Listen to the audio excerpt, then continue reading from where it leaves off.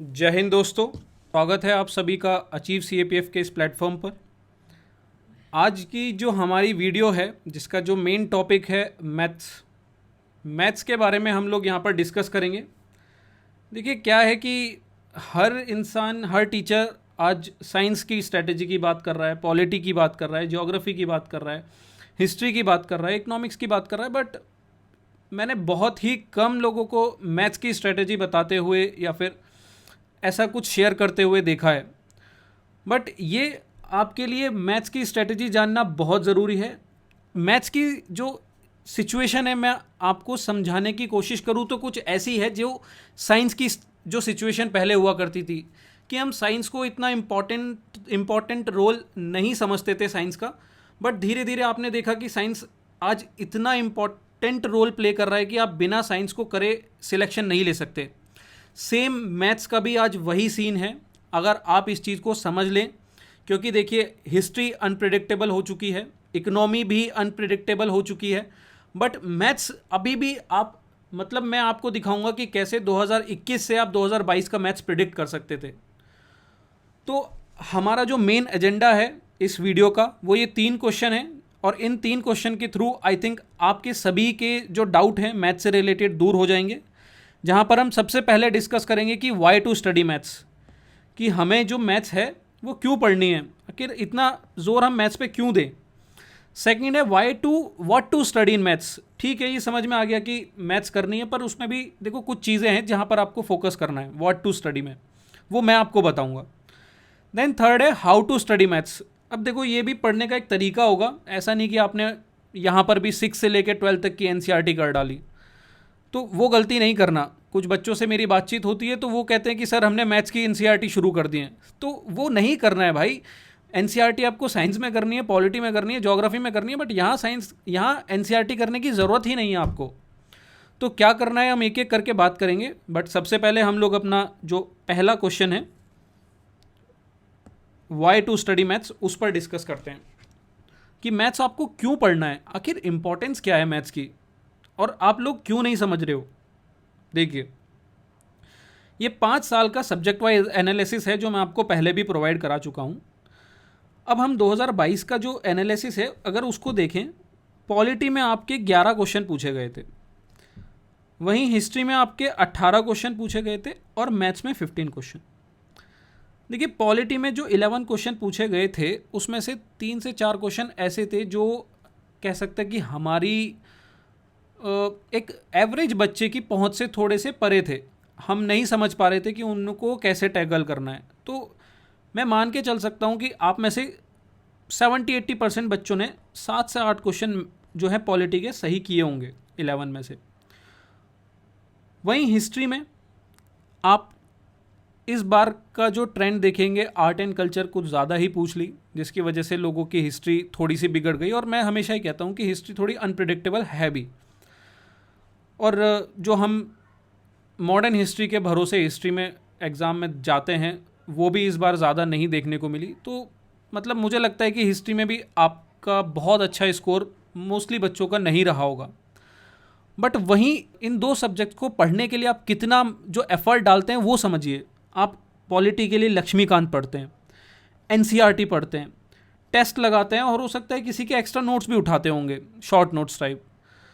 Same history में आप themes पढ़ते हैं, आप ल्यूसेंट पढ़ते हैं, 3 थीम्स ल्यूसेंट, हो सकता है कुछ बच्चे तमिलनाडु भी पढ़ते हो, स्पेक्ट्रम भी पढ़ते हो, मॉडर्न एंड मिडिवल के लिए, एंशियंट एंड मिडिवल के लिए कुछ अलग से सोर्सेज भी यूज़ करते हो। इतना सब कुछ यूज़ करने के बाद भी आप इन सब्जेक्ट्स में कितना क्वेश्चंस अटेम्प्ट कर पा रहे हैं? हार्डली, मतलब मुझे लगता है कि शायद 10 क्वेश्चन, 7 to 8 पॉलिटी में इस बार कर पाए होंगे, और हिस्ट्री में शायद जो एवरेज बच्चे हों 70% 60% जो बच्चे हैं उन्होंने मुझे लगता है 10 से 11 अटेम्प्ट कर पाए होंगे। इतना कुछ पढ़ने के बाद अब मैथ्स पे आते हैं। मैथ्स के सिर्फ 15 क्वेश्चन पूछे गए थे इस बार, और सर मैथ्स अगर आप देखेंगे अपने प्रीवियस ट्रेंड से कंपेयर करके, मैथ्स इजी हो रहा है हर एग्ज़ाम में। आपका जिस तरीके से मैथ्स 18 में पूछी जाती थी, फिर 19 में, 20 में पूछी जाती थी, उसके कंपैरेटिवली 2022 में बहुत इजी मैथ्स पूछी गई थी। मैं कंपैरेटिवली बात कर रहा हूँ, ये चीज़ ध्यान में रखिएगा। मैथ्स ठीक है टफ है, बट कंपेरेटिवली 2021 में जो मैथ्स थी जो 20 में थी उसके कंपेरेटिवली 22 में ईजी थी। और अगर आपने 21 के जो मैथ्स के ट्रेंड को समझा होगा तो आपने बहुत इजीली 2022 में 15 में से मैथ्स के जो क्वेश्चन हैं वो 10 से लेके 12 तक सही किए जा सकते थे। बस मैं यहाँ एक चीज़ दिखाने की कोशिश कर रहा हूँ कि आपने पॉलिटी के लिए इतना कुछ पढ़ा, हिस्ट्री के लिए इतना कुछ पढ़ा, मैथ्स में बहुत कम पढ़ के बहुत ही कम इनपुट पर बहुत ज़्यादा आउटपुट दिया जा सकता है। तो जिस तरीके से आपने साइंस की इंपॉर्टेंस को समझा है और साइंस पर एक जोर देना शुरू किया है, बहुत अच्छी बात है कि आपने एसपीजी की इंपॉर्टेंस को समझा, अगर मैं इन तीनों की बात करूं। बट अगर इन तीनों के बाद कोई सब्जेक्ट आता है जो सबसे इंपॉर्टेंट है, वो है मैथ्स एंड रीजनिंग। तो आप सभी से रिक्वेस्ट है कि आप मैथ्स को अपना नेक्स्ट टारगेट बनाएं। अगर आपने ये तीनों एसपीजी का काम है ख़त्म कर लिया है और नहीं भी किया है तो मैथ्स को पैरेलली लें, क्योंकि मैथ्स एक ऐसी चीज़ है जो महीने भर, मतलब आप एक मंथ में या 2 मंथ में नहीं कंप्लीट कर सकते। ये एक रेगुलर प्रैक्टिस है, लाइक आंसर राइटिंग, जिसे आप 5 to 6, 7, 8 मंथ तक आप लगातार प्रैक्टिस कर रहे होंगे, तब जाके वो आपके कहीं सबकॉन्शियस माइंड में बैठेगा। ठीक है, ओके। तो अब हमने ये तो समझ लिया कि हमें मैथ्स क्यों पढ़नी है। अब हम समझने की कोशिश करते हैं कि मैथ्स में पढ़ना क्या है। देखो, बहुत सारे बच्चे मैथ्स के लिए गलत सोर्स इस्तेमाल कर रहे हैं। वो एनसीईआरटी पढ़ रहे हैं, वो डिफरेंट बुक्स पढ़ रहे हैं, आर.एस. अग्रवाल पढ़ रहे हैं। आर.एस. अग्रवाल भी पढ़ो, बट वहाँ पर भी कुछ सिलेक्टिव टॉपिक्स हैं, कुछ चैप्टर्स हैं। अगर आपको वो टॉपिक्स पता चल जाएगा तो आपके लिए काम आसान हो जाएगा, एफर्ट आसान हो जाएगा और एक स्मार्ट वर्क कहलाएगा वो, और वही करना है अगर आपको सिलेक्शन लेना है। तो वो जो लिस्ट है मैं आपके साथ शेयर करता हूँ। देखिए, ये 13 टॉपिक्स की एक लिस्ट है और रीजनिंग के ये 4 टॉपिक्स हैं जो मैंने अभी पीछे 4 सालों के जो पेपर हैं उनको एनालाइज किया है। उनके थ्रू मुझे पता लगा है कि ये कुछ चीज़ें हैं जो आपको करनी है, जो टॉपिक्स हैं आपको पढ़ने हैं। अब ये 4 साल के ही क्यों किए हैं, ये सवाल आपके दिमाग में आ रहा होगा। बात यह है कि 18 के पहले जो 19 का एग्ज़ाम होता उससे पहले 18, 17, 16 में मैथ्स एक अलग ही लेवल की पूछी जाती थी, और 18 के बाद जो है ट्रेंड मैथ्स का हुआ है चेंज 19, 20, 21, 22 में।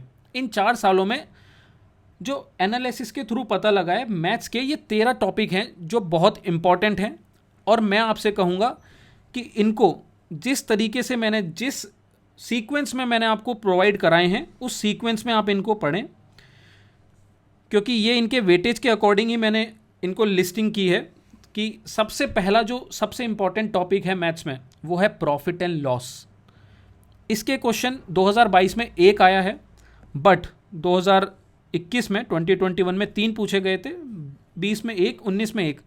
तो कहने का मतलब है कि प्रॉफिट एंड लॉस ऐसा नहीं है कि शायद 23 में ना पूछा जाए, पूछा जाएगा, मिनिमम 1 तो पूछा जाएगा और हो सकता है 2 या 3 भी पूछे जाए।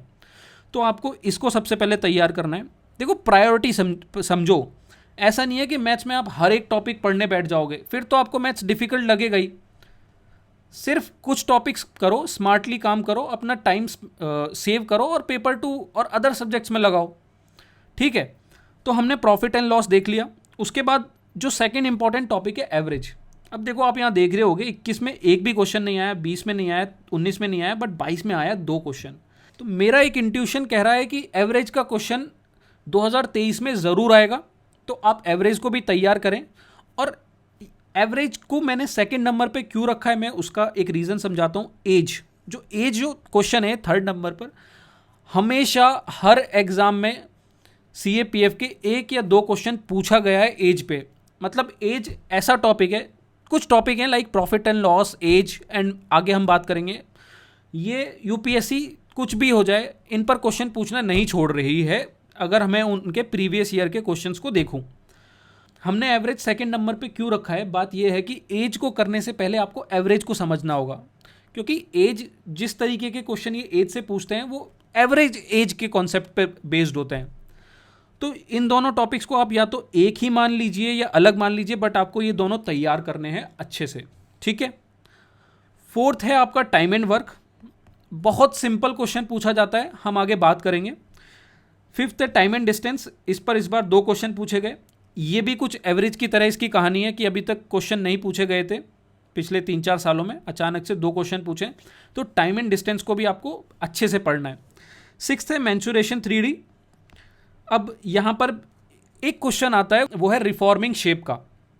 हम इसको देखेंगे वो किस टाइप के क्वेश्चन होते हैं। यहाँ पर स्फेयर होता है, उसको मेल्ट करने का जो प्रोसीजर होता है उस पर एक क्वेश्चन रहता है ये।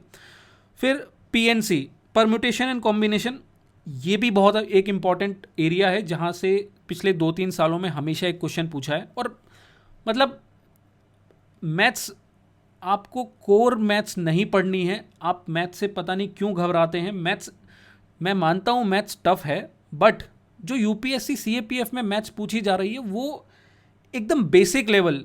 अरे भाई, UPSC को भी पता है कि इस एग्ज़ाम में नॉन मैथ्स के बच्चे भी आते हैं, मैथ्स के भी हैं और अलग अलग फील्ड के बच्चे हैं, तो सबके लिए इक्वल पैरामीटर सेट करने के लिए UPSC कभी भी मैथ्स को इतना टफ नहीं रखेगी। तो बेसिक मैथ्स पूछा जाता है और मैं आपको प्रूफ के साथ आगे एक एक क्वेश्चन में दिखाऊंगा कि कैसे मैथ्स कितना ईजी रहता है। फिर SICI, सिंपल इंटरेस्ट और कंपाउंड इंटरेस्ट, यहाँ से भी एक क्वेश्चन पूछा जाता है हमेशा। Percentage, then number and system, probability, ratio and proportion and mixture and alligation, इनके क्वेश्चन 2022 में नहीं देखने को मिले हैं, इसीलिए मैंने इसको जो अपनी लिस्ट है उसमें नीचे रखे हैं सबसे। बाकी आपको करने तो हैं प्रिपेयर जो है, आपको ये दोनों टॉपिक भी करने हैं, ठीक है। तो ये कुल मिला के 13 टॉपिक हैं। देखो, देने के लिए मैं और भी टॉपिक दे सकता था, बट मैं हमेशा एक चीज़ बिलीव करता हूँ कि काम कुछ ऐसा हो जाए कि कम इनपुट में ज़्यादा आउटपुट निकल आए। 10 बुक पढ़ने से अच्छा है कि हम ये 13 टॉपिक्स करें, हम इधर उधर की मैथ्स की बुक करने से अच्छा है कि ये 13 टॉपिक्स करें, और यही 13 टॉपिक्स पेपर में पूछे भी जा रहे हैं, इससे बाहर कोई क्वेश्चन आ नहीं रहा है। और इनको कैसे करना है, वो हमारा जो 3rd क्वेश्चन है कि पढ़े तो मैथ्स कैसे पढ़ें, वो हम सबसे एंड में डिस्कस करेंगे। बाकी जो मैंने यहाँ पर आपको समझा दिया, ये 13 टॉपिक्स हैं मैथ्स में जिन पर आपको अच्छे से कमांड बनानी है, ठीक है। और वीडियो के एंड में हम जो लास्ट क्वेश्चन है उसको डिस्कस करेंगे कि कैसे पढ़नी है मैथ्स।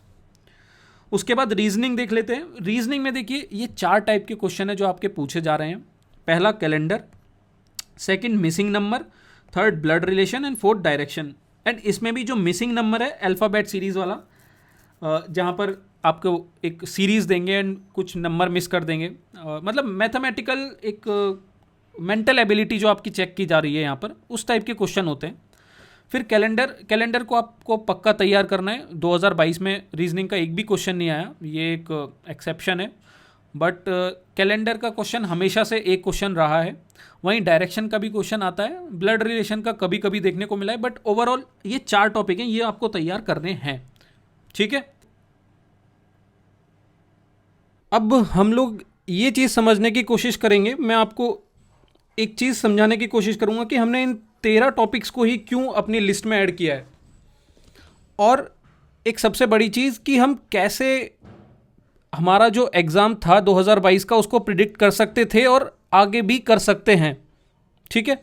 तो हम थोड़ा सा डिटेल में अब जाएंगे, बात करेंगे हम अपने एक एक क्वेश्चंस पर थोड़ी थोड़ी, ओके। तो जो मैंने सबसे पहला टॉपिक आपको बताया था हमारी लिस्ट में, हमारी जो प्रायोरिटी लिस्ट थी उसमें सबसे पहला टॉपिक था प्रॉफिट एंड लॉस। तो यहाँ पर आप देख सकते हैं कि 2022 में एक क्वेश्चन पूछा गया, 2021 में 3 क्वेश्चन पूछे गए थे प्रॉफिट एंड लॉस से, एंड वहीं 20 में 19 में, मतलब हमेशा हर साल एक क्वेश्चन मिनिमम, और कह सकते हैं मैक्सिमम 2-3 भी हो सकते हैं, तो ये पूछे गए हैं। अब मैं आपको यहाँ पर दिखाऊंगा कि कैसे हम 2021 के प्रॉफिट एंड लॉस के क्वेश्चन से 2022 के प्रॉफिट एंड लॉस के क्वेश्चन को प्रिडिक्ट कर सकते थे। देखिए, इसे ही कहते हैं स्मार्ट स्टडी। पढ़ने के लिए मैथ्स अनलिमिटेड है, कुछ भी पढ़ सकते हैं यहाँ पर हम, मतलब n नंबर ऑफ चैप्टर्स हैं, बट हमें स्मार्टली वर्क करके मिनिमम एफर्ट में मैक्सिमम आउटपुट देना है। तो अब 2021 में ये क्वेश्चन आपका पूछा गया था प्रॉफिट एंड लॉस का एक, इसमें कह रहा है कि एक शॉपकीपर ने 2 कंसेक्यूटिव डिस्काउंट दिए हैं 10 और 5% के रिस्पेक्टिवली, ठीक है। उसके बाद 20% का GST जब वो ऐड कर देता है 2000 मार्क प्राइस के वैल्यू पर, तो वो उस पर कितना प्रॉफिट या कितना लॉस है वो कमा रहा है। ये सिंपल क्वेश्चन था। अब मैं इसको यहाँ पर सॉल्व करता हूँ। देखिए हमारा मकसद मैं आपको पहले ही क्लियर करूँ, मेरा मकसद आपको यहाँ पर क्वेश्चंस को सॉल्व कराना नहीं है, बस ये बताना है कि कैसे 2021 के क्वेश्चंस की जो पूछे गए क्वेश्चंस थे हम वहाँ से 2022 को प्रिडिक्ट कैसे कर सकते थे।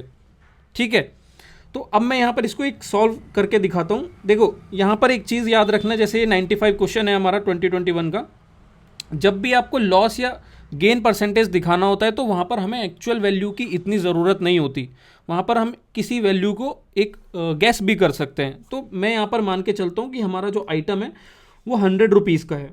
ठीक है, अब शॉपकीपर ने उस पर 10% का हमें पहला डिस्काउंट दिया। ठीक है, 10% का डिस्काउंट दिया तो जो 100 की चीज़ है वो हमारी कितने की पड़ गई, -10 करूँगा मैं यहाँ, 90 रुपीज़ की। देन उसने 5% का एक और सक्सेसिव डिस्काउंट दिया, कॉन्जिक्यूटिव डिस्काउंट, जिसे आप यहाँ पर पढ़ सकते हैं। तो 90 का 5% कितना हुआ, 4.5। ठीक है, तो अब मैं 90 में से 4.5 माइनस करूँगा तो ये हमारा जो अमाउंट, एक्चुअल अमाउंट पड़ेगा ये 85.5 रुपीज़ का। ठीक है, पर वहीं पर ये कह रहा है कि 20% का शॉपकीपर ने जीएसटी भी ऐड कर दिया उस आइटम पर। तो 85 पर 20% का जीएसटी, अब 20% कितना होगा 85 का, ये हम एक बार कैलकुलेट कर लेंगे इधर। 20%, तो ये पॉइंट से इधर 0 कट जाएगा हमारा, और ये हमारा होगा 5 to 10 10 to 16 17 1710, और नीचे 100 का 2 डेसिमल इधर। तो हमारा 20% 85.5 रुपीज़ का होगा 17.1। तो इसको ऐड कर दूंगा तो ये हमारा आ जाएगा 6.2 102 रुपीज़। ठीक है, ओके, जो रफ वर्क है मैं इसको हटा देता हूँ। ओके, तो हमने वैल्यू को लिया था, हमारा जो 100 रुपीज़ मान के चले थे कॉस्ट प्राइस जो है हमारा, और हमने जो शॉपकीपर है उसने उस चीज़ को कितने में बेचा, 2 सक्सेसिव डिस्काउंट और एक जीएसटी ऐड करने के बाद 102.6 रुपीज़ का। तो मतलब शॉपकीपर को कितने का प्रॉफिट हुआ, 2.6 रुपये का।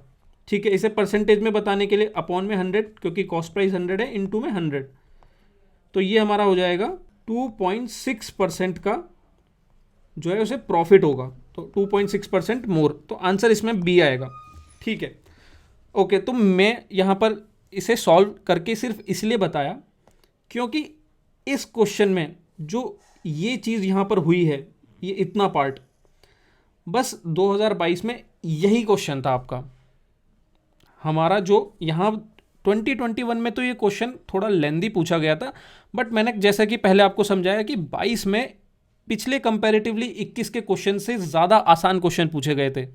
तो ये पूरा ना करके सिर्फ हमें इस फॉर्मूले को अगर हमें पता होता कि सक्सेसिव डिस्काउंट कैसे निकालते हैं, अगर हमने 21 का क्वेश्चन जब हमने सॉल्व किए होंगे तो हमें अगर ये सक्सेसिव डिस्काउंट हमने पढ़ा होगा उस समय, तो ये श्योर था कि 22 में आप ये क्वेश्चन सही करके आए होंगे। तो अब देख सकते हैं आप यहाँ पर बोल रहा है कि a person buy an item from a shop for which the shopkeeper offer a discount of 10% on the market price, the person pay using an e wallet which gives 10% cashback. तो मतलब मान लीजिए कोई भी जो प्रोडक्ट था वो 100 rupees का था।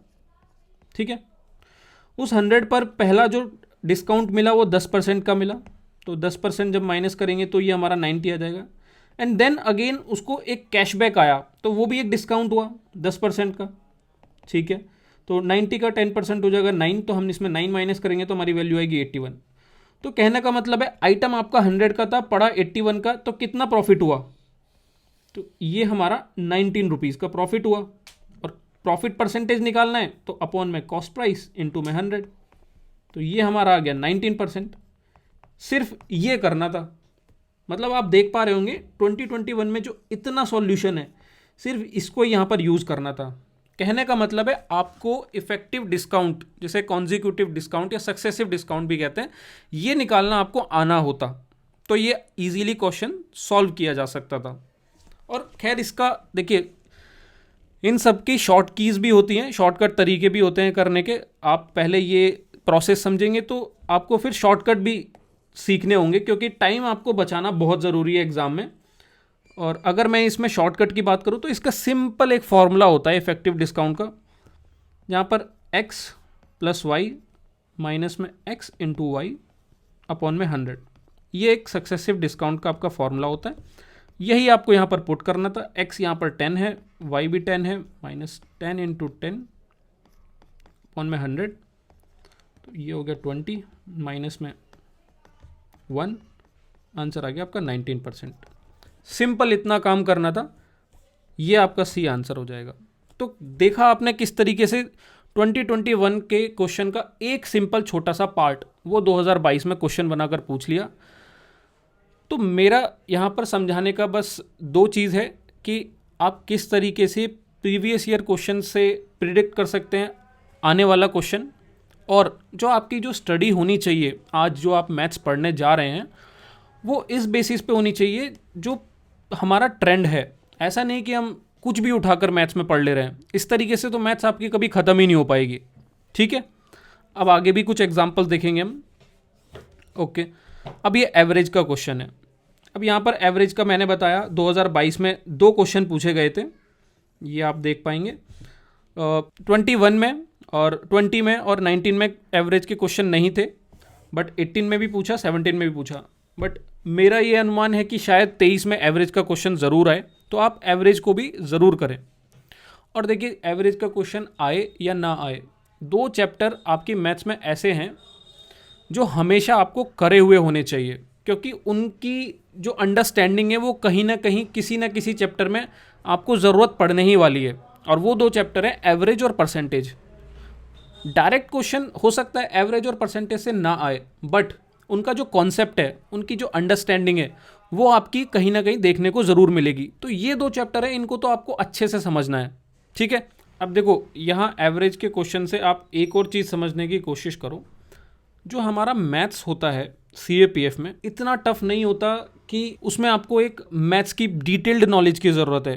देखिए बेसिक लैंग्वेज आपको समझ में आनी चाहिए, आप जो वो कह रहा है वो कमांड को फुलफिल कर पाएँ, और थोड़ा सा नंबर से आप डरे नहीं। अब देखिए यहाँ पर ही मैं एवरेज के क्वेश्चन की बात करूँ, मान लीजिए आपको नहीं भी पता कि एवरेज क्या है, कैसे करना है, ये भी सिंपली आप अगर बस थोड़ा सा ये कमांड फॉलो करते तो ये क्वेश्चन आपका हो जाता। जैसे मैं स्पेस यहाँ पर खाली करता हूँ। अब देखिए यहाँ पर इस क्वेश्चन में, ये क्वेश्चन हमारा 2022 में एवरेज का आया था। सिंपल कह रहा है कि a runner's average speed reduce by 25% every hour. हर घंटे 25% की जो स्पीड है वो डिक्रीज हो रही है एक रनर की। ठीक है, if he run 16 kilometre in first hour, पहले घंटे वो 16 किलोमीटर रन किया। ठीक है, 16 किलोमीटर पर आवर की स्पीड थी यहाँ पर फर्स्ट आवर में। ओके, देन नेक्स्ट आवर में, अब जैसा कि कमांड थी हमारी 25% घटी है, तो हमारा जो नेक्स्ट आवर होगा सेकंड, उसमें 16 किलोमीटर का 25% मतलब 4 किलोमीटर वो माइनस कर दीजिए, तो नेक्स्ट में कितना 12 किलोमीटर पर आवर की स्पीड से वो रन किया होगा।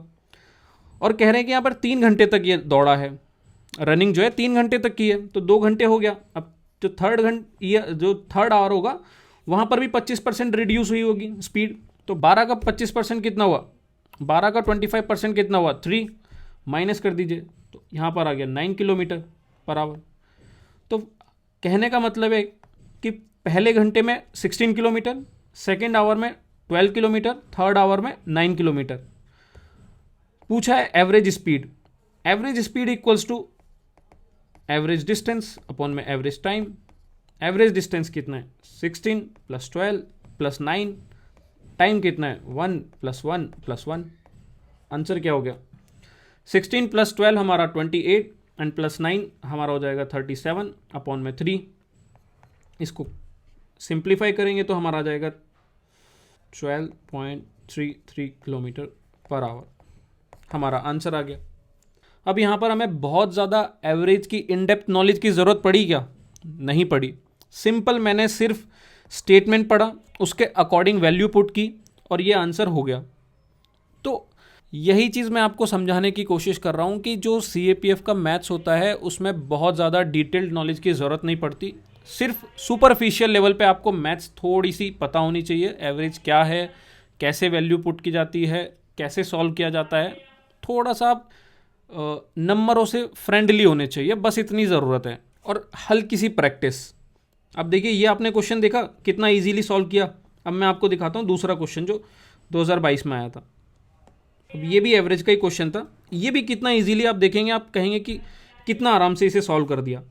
ये क्वेश्चन कह रहा है if the average of the first 4 of 5 number in decreasing order is 25, मतलब पहले 4 नंबरों का जो एवरेज है 5 नंबर में से वो 25 है। तो मैं मान के चलता हूँ कि जो हमारे पास नंबर है 5 वो A B C D E, ये 5 नंबर है, ठीक है। अब कह रहा है कि जो स्टार्टिंग के 4 नंबर है इनका एवरेज है A plus B plus C plus D equals to average कितना है हमारा 25, ठीक है। अब ये एवरेज है बट मैं इसको सिंप्लीफाई करूँ तो यहाँ पर मैं 4 से मल्टीप्लाई करके इनका एक्चुअल वैल्यू निकाल सकता हूँ जो कि 100 होगा, ठीक है। फिर कह रहा है कि लास्ट 4 नंबर का जो एवरेज है वो 20 है। लास्ट 4 नंबर मतलब B C D E, तो B plus C plus D plus E equals to हमारा कितना है यहाँ पर 20। तो ये क्योंकि एवरेज है मैं इसको सिंप्लीफाई कर देता हूँ 4 से मल्टीप्लाई करके, क्योंकि 4 वैल्यू है उनका एवरेज है, तो ये हमारा हो जाएगा 80, ठीक है। अब कह रहा है कि what is the difference between first and last number, पहले और लास्ट नंबर मतलब A और E को अगर मैं सब्सट्रैक्ट करता हूँ तो इन दोनों का जो वैल्यू होगा माइनस करके वो कितना आएगा। कुछ नहीं करना था, सिंपल है, माइनस कर दो इनको, जो दो हमने जो ये स्टेटमेंट जो इन्होंने दिए हैं उनको सिंप्लीफाई कर दीजिए, माइनस कर दीजिए। तो यहाँ ये B plus C plus D इधर भी कॉमन है इधर भी कॉमन है, ये तो कैंसिल आउट हो जाएगा। बचा क्या हमारा A माइनस में E, इधर 100 माइनस में 80, आंसर आ गया 20। Simple, A minus E 20। क्या हमने एवरेज को कोई डिटेल्ड फॉर्मूला या फिर कोई ऐसा कुछ इस्तेमाल किया, यहाँ पर ज़रूरत पड़ी? बिल्कुल भी नहीं पड़ी। सिंपल हमने जो उसने कमांड दी हमने उसको फॉलो किया, थोड़ी बहुत नंबरों का हमें जो समझ थी हमने वो यहाँ पर पुट की, खेल हो गया हमारा एवरेज के 2 क्वेश्चन। अब बताओ इसके लिए क्या मैं एवरेज का 3-3 4-4 5-5 6-6 घंटे के लेक्चर देखना शुरू करूं और हज़ारों क्वेश्चन लगाऊं? तो ये एक सही तरीका नहीं है मैथ्स को पढ़ने का, ठीक है। अब ये हमने एवरेज का देख लिया, सिंपल क्वेश्चन। फिर एज, अब एज का मैंने आपको बोला है, एज तो आपको मतलब कुछ ऐसे चैप्टर हैं जिनको बिल्कुल भी गलती नहीं करना छोड़ने की। एज एक ऐसा चैप्टर है, यहाँ से क्वेश्चन एक कन्फर्म है आना है, और मतलब मैं बोल रहा हूँ कि 22 में तो जबकि बहुत सिंपल क्वेश्चन मैथ्स के पूछे गए थे, ठीक है। तो ये 2022 में क्वेश्चन पूछा गया आपका, 21 में पूछा, 20 में भी 2 पूछे, 18 17 हमेशा एज से एक क्वेश्चन देखने को मिलता ही है। तो आप एज को भी तैयार करेंगे, एज जो है एक एवरेज का ही एक सब पार्ट है। तो एज से रिलेटेड जो क्वेश्चन है आप ज़रूर लगाएंगे, उनको तैयार करेंगे। यहाँ पर आपका एक क्वेश्चन बन जाएगा। अब नेक्स्ट पे चलते हैं, time and work. Time and work जो क्वेश्चन 2022 में पूछा, इतना सिंपल क्वेश्चन है। जब टाइम एंड वर्क आप पढ़ना ही शुरू करेंगे, पहला कॉन्सेप्ट है जो आपको पढ़ाया जाता है, ठीक है। तो ये तो मैंने बताया कि क्वेश्चन कितना इजी था। अब दूसरी चीज़, मार्च या अप्रैल में आपका CISF AC का एग्ज़ाम हुआ था। अगर आपने वहाँ से भी मैथ्स के जो कुछ क्वेश्चंस हैं जो कि आपको लगाने ही चाहिए, अगर आपने ये लगाया होता या आप इजीली इसको आपने किया होता, तो ये मैं हमेशा कहता हूँ कि सिर्फ CAPF नहीं, हर एग्ज़ाम जो UPSC कंडक्ट कराता है आप उसके क्वेश्चंस को सॉल्व करें। मैथ्स ही नहीं, साइंस हुआ, पॉलिटी हुआ, ज्योग्राफी हुआ, क्योंकि जो क्वेश्चंस होते हैं वो शफल होते हैं। कोई क्वेश्चन जो CAPF का है वो CDS में आता है, CDS का NDA में आता है, NDA के CAPF में आता है। तो ज़रूरी है कि इन सभी एग्ज़ाम्स के जो क्वेश्चन हैं आप वो सॉल्व करें। तो अब देखो ये कितना सिंपल क्वेश्चन था और कैसे रिपीटेटिव था, मैं आपको एक बार दिखाता हूँ। ये हमारा CISF AC में पूछा गया, LDC में पूछा गया क्वेश्चन है। यहाँ पे कह रहा है कि suppose A can complete a job in 10 days। A person है, उसने 10 दिन में इस काम को ख़त्म किया, ठीक है। A and B together can complete the same job. A and B ने कितने दिन में काम ख़त्म किया? 6 days में। पूछ रहा है कि B अलोन कितने दिन में काम ख़त्म करेगा? सिंपल। तो अब हमें यहाँ पर ऐसा होता है कि एक कॉमन वर्क मान के चलते हैं जो कि एक एलसीएम होता है इन दोनों का। तो ये हमारा हो जाएगा 30 यूनिट का जो वर्क है। तो A अगर 10 दिन में काम खत्म कर रहा है 30 यूनिट का, तो इसकी एफिशिएंसी हो जाएगी 3 यूनिट पर डे। वहीं A प्लस B की एफिशिएंसी कितनी हो जाएगी? 5 यूनिट पर डे, ठीक है। तो अगर ए की एफिशिएंसी 3 है, दोनों की मिला के 5 है, तो बी की कितनी बची? 2 यूनिट। सिंपल। तो बी पर डे 2 यूनिट काम कर रहा है, तो 30 यूनिट काम करने में कितने दिन लगेंगे? 15 डेज। 30/2 मतलब 15 डेज। ये इसका आंसर हो गया। ये इसका करने का तरीका होता है। आंसर हमारा 15 डेज। ओके, अब मैं 2022 में सीएपीएफ में आए हुए क्वेश्चन को सॉल्व करके दिखाता हूँ। यहाँ पे कह रहा है कि suppose A and B complete a work together in 10 days. A और बी ने मिलकर 10 दिन में काम खत्म किया, ठीक है। B alone can complete the work in 15 days. पूछा है ए अलोन कितने दिन में काम करेगा। आप देख रहे हैं बिल्कुल सेम ही सिचुएशन है, सेम टाइप का क्वेश्चन है, बस वैल्यू चेंज है जो कि करनी ज़रूरी है। कॉन्सेप्ट एकदम सेम है और करने का तरीका भी आप देखेंगे एकदम सेम है। यहाँ पर हम एलसीएम ले लेंगे। एलसीएम हमारा आ जाएगा 30, तो 30 यूनिट जो है हमारा टोटल वर्क होगा। तो यहाँ पर जो इसकी एफिशिएंसी निकल के आएगी 3 यूनिट पर डे, और बी की जो अलोन एफिशिएंसी होगी वो 2 यूनिट पर डे। तो A plus B 3 unit per day काम कर रहे हैं और बी 2 यूनिट पर डे कर रहा है, तो हमारा जो ए है वो कितना बचा? 1 यूनिट पर डे। तो यदि ए पर डे 1 यूनिट काम कर रहा है तो 30 यूनिट काम करने में कितना दिन लगेगा उसको? 30 डेज। हमारा आंसर हो गया। तो ये हमारा आंसर है डी। तो पहली चीज़, ये टाइम एंड वर्क का सबसे सिंपलेस्ट कॉन्सेप्ट जो है ये पूछा गया आपसे यहाँ पर। और दूसरी चीज़, ये एक रिपीटेटिव क्वेश्चन है। अगर आपने प्रीवियस ईयर क्वेश्चंस को फॉलो किया होगा ट्रेंड को, तो भी आप यहाँ से कर सकते थे। तो ये 2 चीज़ आप ध्यान में रखिए। जो मैंने आपको टॉपिक बताए हैं उन टॉपिक्स को ज़रूर तैयार करके रखिए और प्रीवियस ईयर क्वेश्चंस को भी फॉलो करें। नेक्स्ट चलते हैं, टाइम एंड डिस्टेंस। इस बार 2 क्वेश्चन टाइम एंड डिस्टेंस से पूछे गए थे। टाइम एंड डिस्टेंस भी काफ़ी टाइम से क्वेश्चन नहीं पूछे जा रहे थे, बट इस बार 2 क्वेश्चन पूछे हैं, तो आपको इस बार टाइम एंड डिस्टेंस को भी रेडी करके रखना होगा। चांसेस पूरे हैं कि 2023 में टाइम एंड डिस्टेंस से एक क्वेश्चन आए, ठीक है। सिलेक्टिव स्टडी करेंगे हम लोग। उसके बाद मेंसुरेशन 3D में आप देखेंगे, अगर आपने 21 का पेपर देखा होगा, वहाँ पर एक क्वेश्चन पूछा गया था, जहाँ पर पूछा गया था कि 8 मेल्टिंग बॉल को, जो कि 1 सेंटीमीटर हैं, एक बॉल में कन्वर्ट किया है मेल्ट करके। 8 बॉल हैं, उनको एक बॉल में कन्वर्ट किया है। मतलब यहाँ पर जो क्वेश्चन है मेल्टिंग ऑफ बॉल से रिलेटेड है। सेम उसी तरीके की लैंग्वेज का यूज़ करते हुए 2022 में क्वेश्चन आया, solid spherical ball made of iron is melted into 2 new balls. जब ये मेल्टिंग वाला जो कॉन्सेप्ट होता है ना मेंसुरेशन में, तो हम यहाँ पर वॉल्यूम का इस्तेमाल करते हैं। तो जब आपने 21 का ये क्वेश्चन सॉल्व किया होगा, सेम इसी प्रोसीजर से हमारा ये 2022 का क्वेश्चन सॉल्व होना था। तो आप देख रहे हैं कि कैसे मैंने 21 के क्वेश्चन से 22 का क्वेश्चन प्रिडिक्ट कर लिया। सेम कॉन्सेप्ट है, वैल्यू चेंज है बस।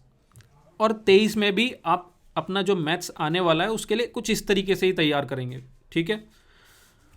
उससे पहले अलग तरीके से कुछ क्वेश्चन आते थे मेंसुरेशन के, जैसे कि यहाँ सर्कल एंड स्क्वायर, इनके पेरीमीटर, ये 2D फिगर है, यहाँ पर इनके पेरीमीटर को कंपेयर कराया। तो देखो एक चीज़ समझो, आपको जो प्रीवियस ईयर क्वेश्चंस आप जो देख रहे हैं, इस तरीके के क्वेश्चंस को तो ज़रूर करना है, बट ऐसा नहीं है कि बाकी सारी चीज़ों को आप छोड़ दें, उनको भी थोड़ा थोड़ा करना है। मैं आपको बताऊंगा एंड में कि कैसे मैथ्स को आपको टैकल करना है, कैसे पढ़ना है, क्या करना है मैथ्स में आपको। नेक्स्ट हम चलते हैं PNC, permutation and combination. Permutation and combination का हमेशा एक क्वेश्चन आपका आ रहा है। 2022 में भी एक क्वेश्चन आया, 1 में आया, 20 में आया, 18 में आया। और ये क्वेश्चन एकदम रिपीटेड क्वेश्चन है, एकदम रिपीट किए हुए क्वेश्चन है। सेम कॉन्सेप्ट पे क्वेश्चन पूछे गए हैं। जैसे कि यहाँ पर हम एक क्वेश्चन सॉल्व करके देख लेते हैं कि कैसे ये रिपीट हुआ है। मेरा यहाँ पर आपको सॉल्व कराने का मकसद सॉल्यूशन बताना नहीं है, ये बताना है कि देखिए जो क्वेश्चन हमारा पूछा गया है वो बिल्कुल हमारे प्रीवियस पैटर्न पे ही पूछा गया है, बस वैल्यू चेंज कर दी है, थोड़ी सी लैंग्वेज में चेंज ला दिया है, नहीं तो हमारा जो करने का तरीका है, जो कॉन्सेप्ट है, वो बिल्कुल सेम है। अब देखिए हमसे पूछा गया था, ये 2018 का क्वेश्चन है। यहाँ कहा था कि number of ways in which 3 boys and 2 girls can be arranged in a queue given that 2 girls have to next to each other. अब ये हमारे 5 पर्सन हैं, जिसमें 3 बॉयज़ हैं, 2 गर्ल्स हैं। इनको इस तरीके से अरेंज करना है कि 3 बॉयज़ तो कैसे भी बैठ सकते हैं, बट जो गर्ल्स हैं वो एक साथ ही बैठेंगी, ठीक है। तो इसका सिंपल तरीका होता है, तो हमारे इस क्वेश्चन में कह रहा है कि 3 बॉयज़ एंड 2 गर्ल्स को इस तरीके से शफल करना है कि ये लोग कहीं भी बैठ सकते हैं, बट ये जो गर्ल्स हैं ये एक साथ ही बैठेंगी, ठीक है, एक क्यू में इस तरीके से अरेंज करना है। तो अगर मैं बात करूँ, ये एक तरीके से 4 पोजीशन हो गई, तो इसका 4 फैक्टोरियल हो जाएगा। एंड साथ ही साथ ये 2 गर्ल्स हैं, हम इनको भी इंटरचेंजेबली अंदर भी जब ये 2 सीट्स पे बैठेंगी तो इनको भी एक्सचेंज कर सकते हैं, तो ये 2 फैक्टोरियल हो गया। ये इसका करने का तरीका होता है। तो इसका आंसर हो जाएगा हमारा 4 × 3 × 2, साथ ही में 2 फैक्टोरियल मतलब 2 × 1। तो आंसर आ जाएगा 12, 24, 48, 48। हमारा इसका आंसर आएगा 48। अब देखिए ये 2018 का क्वेश्चन सेम, बस थोड़ा सा लैंग्वेज को मोल्ड किया है 2022 में, और उसी तरीके से इस क्वेश्चन को पूछा है। यहाँ पे कहा है कि 5 पीपल हैं, 5 लोग हैं, 5 लोग हैं, ये इनकी पोजीशन है मान लीजिए। इन 5 लोगों को ऐसे बिठाना है एक रो में कि जो कपल है, एक इस 5 लोगों के ग्रुप में एक कपल भी है, वो जो कपल है वो एक साथ बैठेगा, ठीक है। तो मान लीजिए ये एक सिंगल है, ये सिंगल है, ये सिंगल है, ये कपल है। तो अब आप देख रहे हैं सेम उसी तरीके का क्वेश्चन हो गया है कि 3 सिंगल लोग हैं, एक कपल है, उनको ऐसे अरेंज करना है कि वो लोग एक साथ ही बैठें। तो इसको करने का भी तरीका सेम यही है कि यहाँ पर हमारा 4 फैक्टोरियल, क्योंकि एक सीट ये है, 2 सीट ये, 3 सीट ये और 4th ये है, और फिर उसके इन बिटवीन उसके अंदर भी कपल एक्सचेंज हो सकते हैं, तो 2 फैक्टोरियल यहाँ। तो 4 फैक्टोरियल इंटू 2 फैक्टोरियल हमने यहाँ पर देखा अभी आंसर 48, तो इसका भी जो आंसर आएगा वो 48 आएगा। तो आप देख पा रहे हैं कि जो 2018 का क्वेश्चन, बस उसको लैंग्वेज उसकी जो मोल्ड कर दी, सेम उसी तरीके से क्वेश्चन 2022 में पूछ लिया गया। और 2021 में जो ये क्वेश्चन पूछा था कोविड, ये भी सेम उसी ही पैटर्न पर पूछा गया क्वेश्चन है, जहाँ पर सीट्स की जगह हमने वर्ड्स को ले लिया। तो ये 5 वर्ड्स हैं सेम, इनको अब हमें अरेंज करना है, और वो कैसे भी आप कर सकते हैं। तो यहाँ पर आंसर आ जाएगा हमारा 5 फैक्टोरियल। 5 फैक्टोरियल की वैल्यू क्या होगी, आप मल्टीप्लाई कर सकते हैं, 5 × 4 × 3 × 2 × 1, तो 20, 3, 60, 120। तो ये हमारा आंसर आ जाएगा यहाँ पर 120। सेम कहने का मतलब मेरा ये है कि तरीका एकदम सेम है, बस लैंग्वेज को मोल्ड कर दिया गया है। तो आप अगर प्रैक्टिस कर लेंगे इन कुछ कॉन्सेप्ट्स पर, तो ये कंफर्म है कि आप पेपर में ये सारे क्वेश्चंस इजीली सॉल्व करके आएंगे। बस आपको इन्हें समझना है, ठीक है। तो परम्यूटेशन एंड कॉम्बिनेशन ये भी एक इम्पॉर्टेंट एरिया है, इसको भी आपको रेडी करना है, ठीक है। उसके बाद नेक्स्ट पे चलते हैं, SI and CI, simple interest and compound interest. देखिए 2022 में एक क्वेश्चन पूछा, सेम 2021 में जो क्वेश्चन पूछा था उसी पैटर्न पर। मैं ये नहीं बोल रहा कि कॉपी कर दिया गया, बट जो करने का तरीका है, जो फॉर्मूला है, जो वे है, सेम उसी तरीके से 2022 में क्वेश्चन ये किया गया है, ठीक है। अब आगे चलते हैं परसेंटेज। परसेंटेज में भी हमेशा 22 में क्वेश्चन पूछा, 21 में पूछा, 20 में पूछा, 19 में पूछा, 19 में 2 क्वेश्चन पूछे। यहाँ पर ये रिपीटेड क्वेश्चन नहीं है, यहाँ पर एक नए कॉन्सेप्ट से क्वेश्चन पूछा है, बट ये कॉन्सेप्ट अच्छा कॉन्सेप्ट है, इस कॉन्सेप्ट को आपको रेडी कर लेना है। चांसेस हैं कि हो सकता है 2023 में इस तरीके के क्वेश्चन पे फिर से क्वेश्चन पूछ लिया जाए, क्योंकि ये एकदम नया तरीका है परसेंटेज के अंदर जो इस बार पूछा है। 98 में एकदम सिंपल, बस आप जो वर्ड दिए हैं उनको फॉलो करते रहिए। परसेंटेज की नॉलेज नहीं भी है तब भी क्वेश्चन सॉल्व हो जाएगा, ठीक है। नेक्स्ट पर चलते हैं। नेक्स्ट है हमारा नंबर सिस्टम। अब नंबर सिस्टम को आपको रेडी करना है। यहाँ पर देखो, नंबर सिस्टम में बहुत ज़्यादा इन डेप्थ में नहीं जाना है, थोड़ी सी नंबरों से खेलने की जो नॉलेज है वो आपको आनी चाहिए। छोटे मोटे जो नंबरों के टॉपिक्स हैं वो आपको पता होने चाहिए। अगर देखो मौका मुझे मिलेगा, अगर मुझे टाइम मिलता है, तो मैं आप सबको कुछ चीज़ें हैं, कुछ मैथ्स में फॉर्मूलाज हैं जो जिन पर क्वेश्चंस आते हैं और आने के पूरे चांसेस हैं, मैं वो भी आपको प्रोवाइड कराने की कोशिश करूँगा। बट अभी आपको नंबर सिस्टम को थोड़ा अपनी तरफ से रेडी करके रखना है और थोड़ी सी नंबरों से खेलने की आदत होनी चाहिए बस। अब देखो यहाँ पर ये क्वेश्चन आया हमारा 2022 में। अब आप बताना कि ये क्या बहुत डिफ़िकल्ट क्वेश्चन है। अब यहाँ पर कह रहा है कि a number is 124 more than it's 1/3, what is that number. तो मान लीजिए वो नंबर मेरा x है और वो नंबर x इज़ 124 ज़्यादा है उसी नंबर के 1/3 से। ये इसकी इक्वेशन थी, इसको आपको सॉल्व कर देना था। तो x, ये x/3 इधर आ जाएगा, तो ये बनेगा हमारा 2/3x और इक्वल्स टू में 124। अब मैं यहाँ इससे इसको कट कर दूंगा, तो ये हमारा 62 और 3 उधर चला जाएगा, तो मतलब x इक्वल्स टू 62 इंटू 3, 3 6 6 18, 186 हमारा आंसर आ जाएगा। एज सिंपल एज दैट, एकदम सिंपल। जो उसने बोला है हमने वो फॉलो किया, हमारा आंसर आ गया। ये है आपका फ्री का नंबर। अब ऐसे नंबर आप अगर छोड़ेंगे ये सोच के, क्योंकि मुझे मैथ्स नहीं आती, मैं नॉन मैथ्स बैकग्राउंड का हूँ यार, इसमें मैथ्स ठीक है, नंबर से हम यहाँ डील कर रहे हैं, बट ये मैथ्स नहीं है, ये वो मैथ्स नहीं है जिससे आप डर रहे हैं। ये बहुत सिंपल मैथ्स है और इनसे डरने की ज़रूरत नहीं है। और यही आपको फ्री के ऐसे नंबर हैं जो आपको सिलेक्शन दिलाने में, आपका जो मार्क्स है वो हाई मार्क्स फैच करने में आपकी बहुत हेल्प करने वाले हैं। ठीक है, ओके। ऐसा नहीं है कि जो क्वेश्चन डिफ़िकल्ट है वो भी नहीं किए जा सकते। अब यहीं पे मैं आपको दिखाता हूँ, ये भी नंबर सिस्टम का एक टाइप है, सिंप्लीफिकेशन। यहाँ पर 2022 में अभी हमसे ये क्वेश्चन पूछा गया था। ठीक है, अब ये क्वेश्चन हमारा 2021 में पूछे गए कॉन्सेप्ट पर ही टोटली बेस्ड है। जैसे कि मैं इसको आपको सॉल्व करके दिखाता हूँ। सिंप्लीफिकेशन का ये क्वेश्चन है, हम पहले 2021 में आए हुए क्वेश्चन को सॉल्व करेंगे। यहाँ पर कह रहा है कि suppose the n term of series is 1 + n/2 + n²/2। तो हमारा जो सीरीज है वो कुछ इस तरीके की है।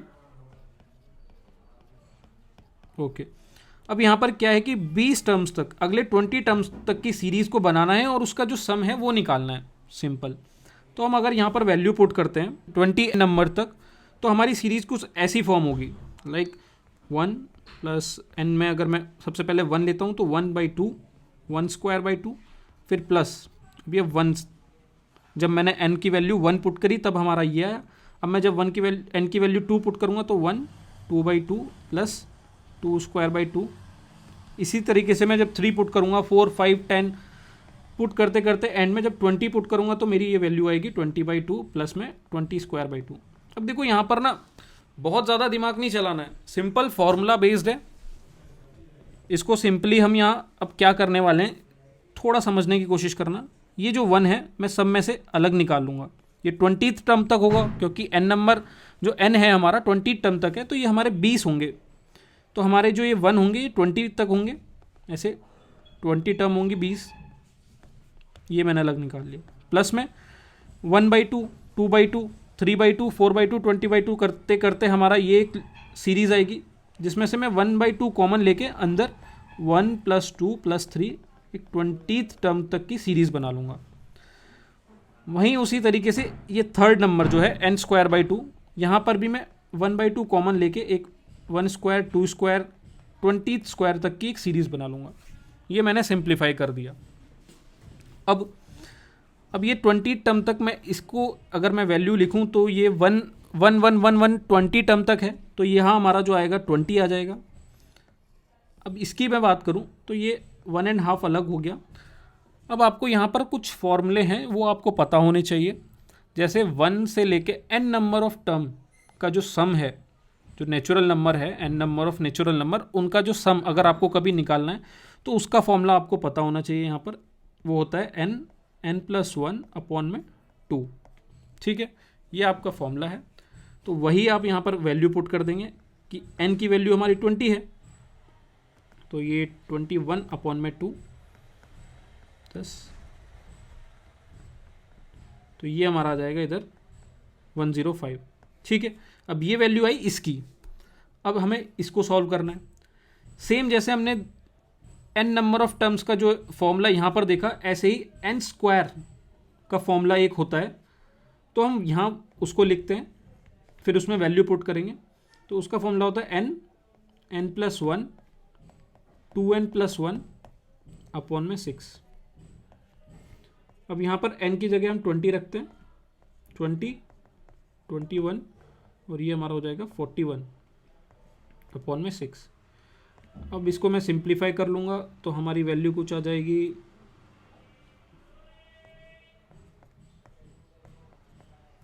7 5 35, इंटू में 41, ये आएगी हमारी 35 प्लस में 140 मतलब 5 3 1435। ठीक है, अब ये हमारी इसकी वैल्यू आई, तो अब इन तीनों को हम प्लस कर देंगे, ये वाली और ये वाली, इन तीनों को प्लस करके हमारा जो आंसर आएगा वो कितना आएगा 535 540 1560। ये हमारा यहाँ से आंसर आ गया, यही यहाँ पर सॉल्व करना था। अच्छा, अब पॉइंट पे आते हैं, ये इसका सॉल्यूशन। अब हम यहाँ पर एक पॉइंट पे आते हैं। पॉइंट ये है कि मान लीजिए 2021 में ये क्वेश्चन आया, ये आपसे सॉल्व नहीं हुआ, बहुत आप देख ही रहे हैं कि थोड़ा सा पेचीदा क्वेश्चन था, बट आपने इसको 2022 के लिए तैयार करके रखना चाहिए था। आपसे ये फॉर्मूला, अब देखिए ये जो फॉर्मूला हमने यहाँ पर देखा ना, ये बस इसी पर 22 में क्वेश्चन पूछ लिया। अगर आपने ये 21 में क्वेश्चन को प्रैक्टिस किया होता इस तरीके के क्वेश्चन को, तो 22 में आप आए हुए क्वेश्चन को सॉल्व कर लिए होते। अब हम देखते हैं कैसे। अब यहाँ कह रहा है कि which one of the following is the difference of sum of cube of first 10 natural number and the sum of square of first 10 natural number. अब हमें यहाँ पर बस फॉर्मूला पता होना चाहिए कि जो पहले n नेचुरल नंबर है उनके क्यूब का सम क्या होता है। तो अगर मैं क्यूब की बात करूँ तो इसका फॉर्मूला होता है n+1 अपॉन में 2 होल स्क्वायर, ये क्यूब के लिए। वहीं स्क्वायर के लिए हमने भी पीछे देखा, उसका फॉर्मूला होता है n+1 2n+1 अपॉन में 6। अब यहाँ पर कह रहा है कि जो आपका n है वो 10 है, तो अब हम वैल्यू पुट कर लेंगे 10 इंटू में 11 अपॉन में 2 का होल स्क्वायर, माइनस में 10 इंटू 11 इंटू 21 अपॉन में 6। इसको सिंप्लीफाई कर लेंगे,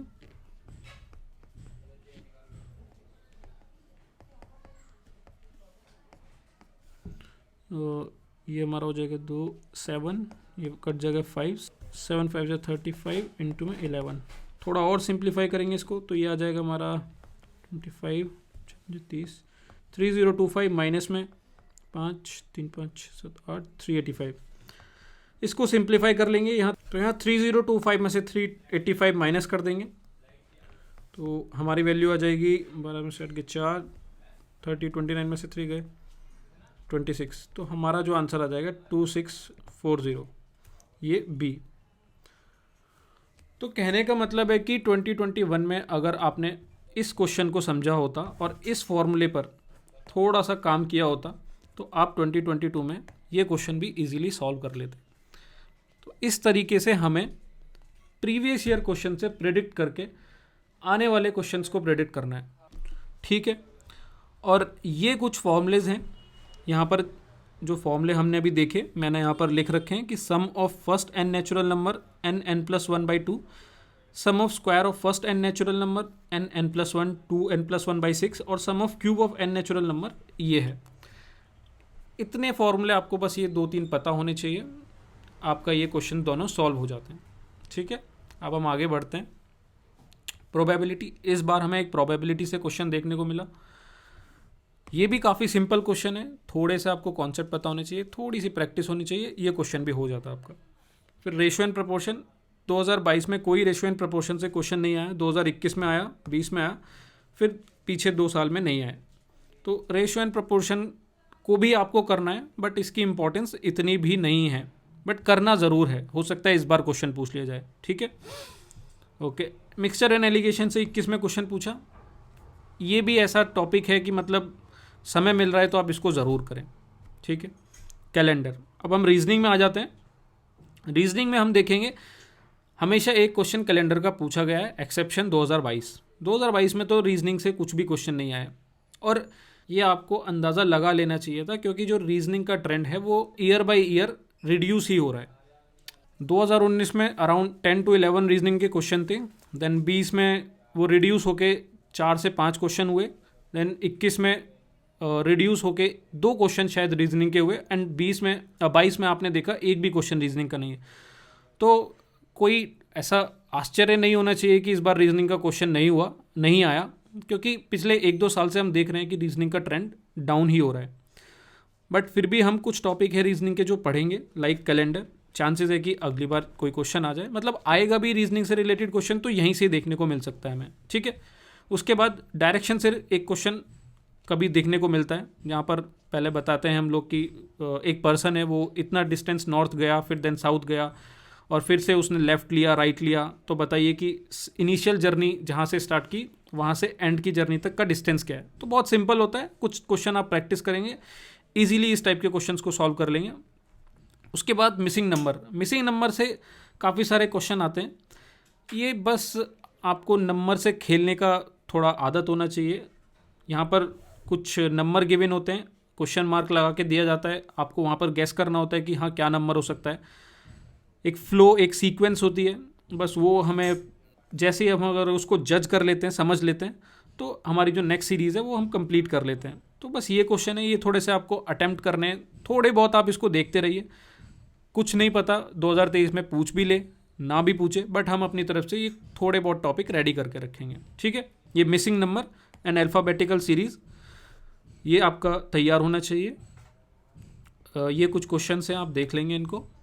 उसके बाद ब्लड रिलेशन, 2019 में ब्लड रिलेशन से एक क्वेश्चन आया, तो इसको आप देखें ना देखें आपकी मर्ज़ी है, बट मैंने आपको बता दिया ब्लड रिलेशन से क्वेश्चन आया। उसके बाद देन मिसलेनियस में कुछ वो टॉपिक हैं जो हम कहीं पर नहीं डाल सकते, और उनके लिए अलग का टॉपिक तैयार करना भी सही चीज़ नहीं है, तो ये हमारा मिसलेनियस है, ठीक है। तो अब हम अपने आखिरी सवाल को डील करते हैं कि आखिर आपको मैथ्स को पढ़ना किस तरीके से है, आपका जो वे है मैथ्स को पढ़ने का वो कैसा होगा, ठीक है।